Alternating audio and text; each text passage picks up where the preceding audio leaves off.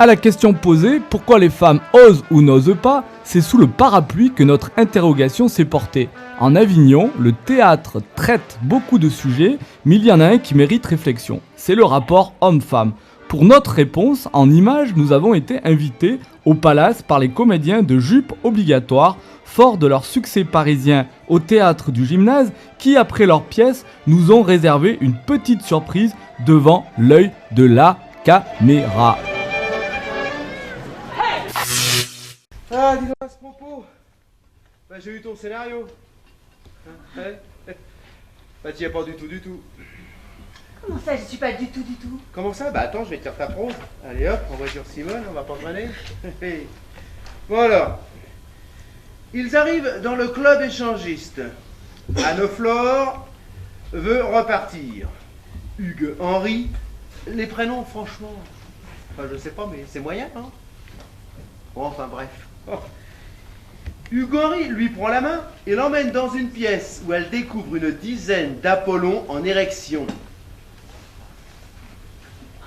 Immédiatement, on sent Anne-Flore très excitée, et c'est elle qui se dirige vers le lit avec un engouement qu'Hugues Henri ne lui connaissait pas.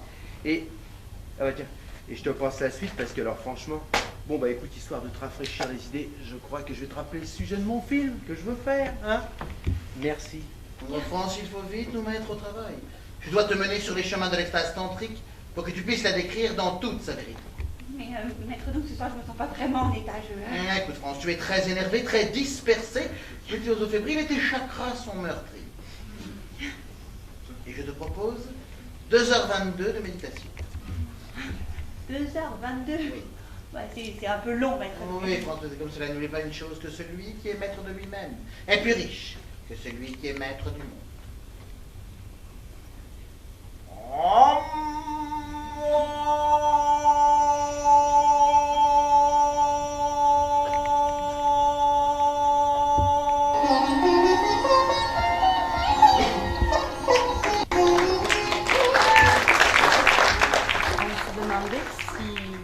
T'aimerais venir avec nous dans les salons pour que nous fassions plus ample connaissance. Ah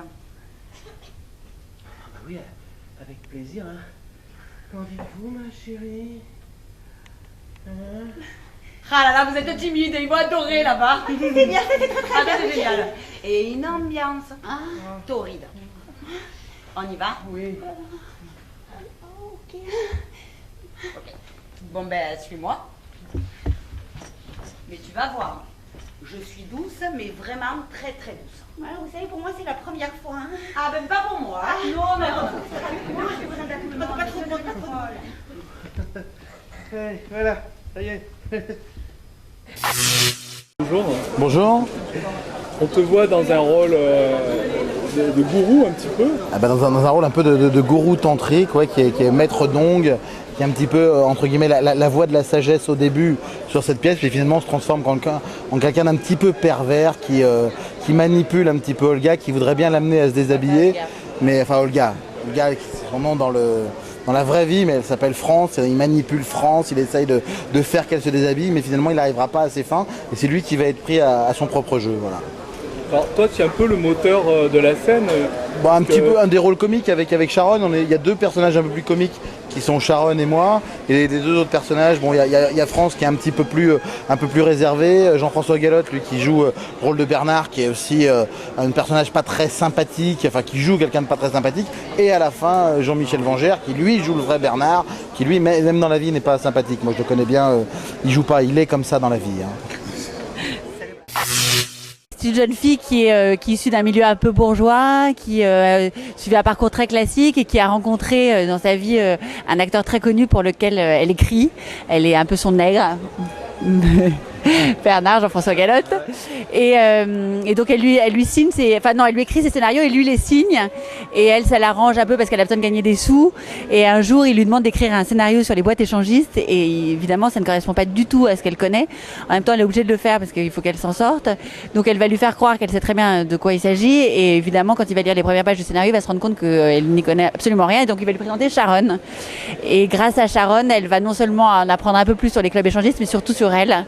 et elle va réussir à s'épanouir et à voir qu'il y a plein de choses formidables dans la vie qu'elle ne soupçonnait pas et que Sharon va lui faire découvrir. C'est autobiographique ou pas? Pas du tout. Ah bon? On croyait. Non. Pas du tout.